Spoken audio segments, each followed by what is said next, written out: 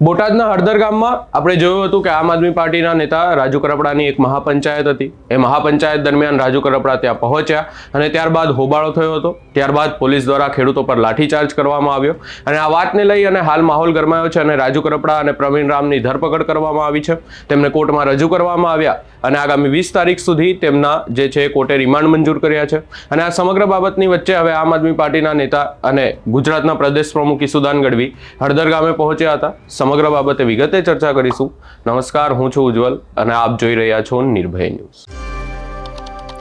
આપણે જોયું કે બોટાદના કડદાકાંડને લઈ અને આમ આદમી પાર્ટીના નેતા રાજુ કરપડા દ્વારા ખુલાસો કરવામાં આવ્યો। ત્યારબાદ આપણે જોયું કે એમની મહાપંચાયતમાં હોબાળો થયો અને ત્યારબાદ અમદાવાદમાં જ્યારે તેમનો આંદોલન હતો, ઉપવાસ આંદોલન હતો, એ દરમિયાન તેમની ધરપકડ કરવામાં આવી। આ સમગ્ર બાબતની વચ્ચે હળદર ગામના લોકોની આમ આદમી પાર્ટીના ગુજરાતના પ્રદેશ પ્રમુખ ઈસુદાન ગઢવી દ્વારા મુલાકાત લેવામાં આવી છે અને ત્યારબાદ ત્યાંના લોકોએ શું કહ્યું સૌપ્રથમ એ સાંભળી લઈએ।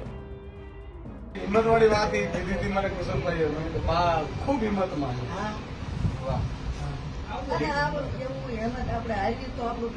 હા વેણું નો થાય બરોબર અને આવું તો આપણે સમાજમાં હાલ્યું અને આ તો બીજાના માટે આપણે ખેડૂત માટે હાજર હવલો સુવારક છે ને કે આપણો સુવારક તો શ્રેણી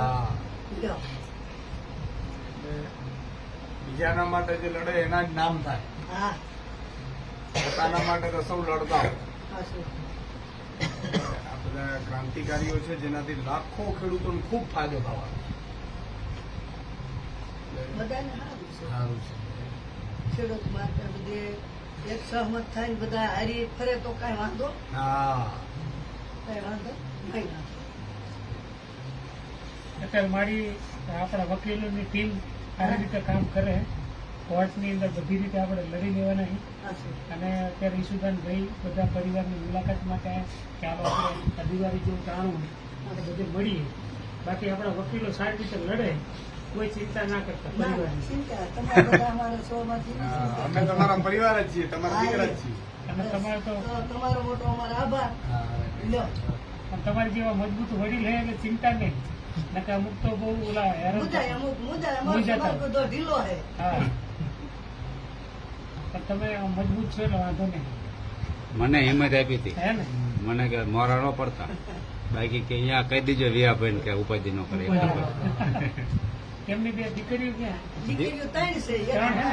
આખું ઘર મજબૂત છે। આ હામે ઊભી દીકરી ઓલી દીકરી આયા હતી અમારે। આવતી બેટા, બે દીકરીઓ આવતા, બે દીકરીઓ આવજો આવતા. બેટા। એક ધોવાજી છે એક દીકરી એક ધોવાજી શું નામ દીકરા તારું? આરતી।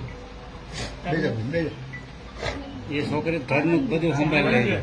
હા નવું નવમું ભણે, નાની શું છે?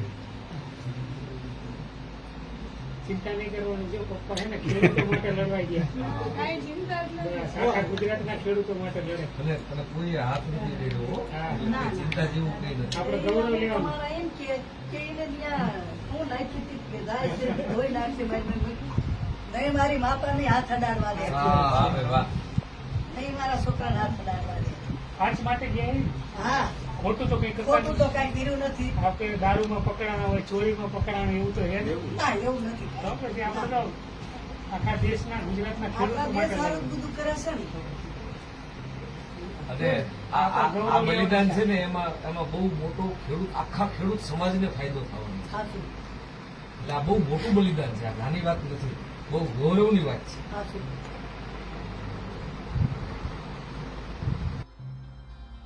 અહીંયા ક્યાંક ને ક્યાંક લોકો દ્વારા પણ એવું કહેવામાં આવી રહ્યું છે કે એ મહાપંચાયત જે છે એ શાંતિપૂર્ણ ચાલી રહી હતી અને પૂરી થઈ જતી અને ત્યારબાદ ત્યાં શાંતિ પણ થઈ જતી, પરંતુ પોલીસ આવી અને પોલીસ દ્વારા ગામના લોકોને મારવામાં આવ્યો। આપણે જોયું કે કેવી રીતે પોલીસ દ્વારા લાઠીચાર્જ કરવામાં આવ્યો, ટીયર ગેસના સેલ છોડવામાં આવ્યા અને આ વાતને લઈ અને હાલ ક્યાંક ને ક્યાંક અનેક પ્રશ્નો પણ ઊભા થઈ રહ્યા છે। આમ આદમી પાર્ટી દ્વારા સતત આક્ષેપો કરવામાં આવી રહ્યા છે, એને લઈ અને જે આપણે પક્ષ દ્વારા પણ જોયું કે ભાજપના અનેક નેતાઓ દ્વારા પણ એવું કહેવામાં આવ્યું કે ત્યાં જે છે આમ આદમી પાર્ટીના કાર્યકર્તાઓ જ હતા, બોટાદના કોઈ લોકો નહોતા એવી પણ વાત કરવામાં આવી હતી. હાલ આ સમગ્ર બાબતને લઈ અને ઈસુદાન ગઢવીને ગામના લોકોએ રજૂઆત કરી છે અને આગામી સમયમાં ક્યાંક ને ક્યાંક જે લોકોની અટકાયત કરવામાં આવી છે એ લોકોને લઈને હાલ અનેક પ્રશ્નો ઊભા થઈ રહ્યા છે. અટકાયત નહીં, આપણે એમની ધરપકડ કહી શકીએ, કારણ કે હવે જે છે એ 65 જેટલા લોકોની ધરપકડ કરવામાં આવી છે. 47 લોકોને આપણે જોયું કે જેલ હવાલે કરવામાં આવ્યા છે અને બાકી 14-15 લોકો જે છે એમની રિમાન્ડ મંજૂર થયા છે 20 તારીખ સુધી. બાકીના 20 લોકો જે છે એમની હાલ શોધખોળ ચાલુ છે. આ સમગ્ર બાબતે હાલ માહોલ ગરમાયો છે. આપનો શું અભિપ્રાય છે અમને કમેન્ટ કરી જરૂર જણાવશો. અમારી ચેનલ નિર્ભય ન્યૂઝને લાઇક, શેર, સબસ્ક્રાઇબ કરવાનું ભૂલશો નહીં.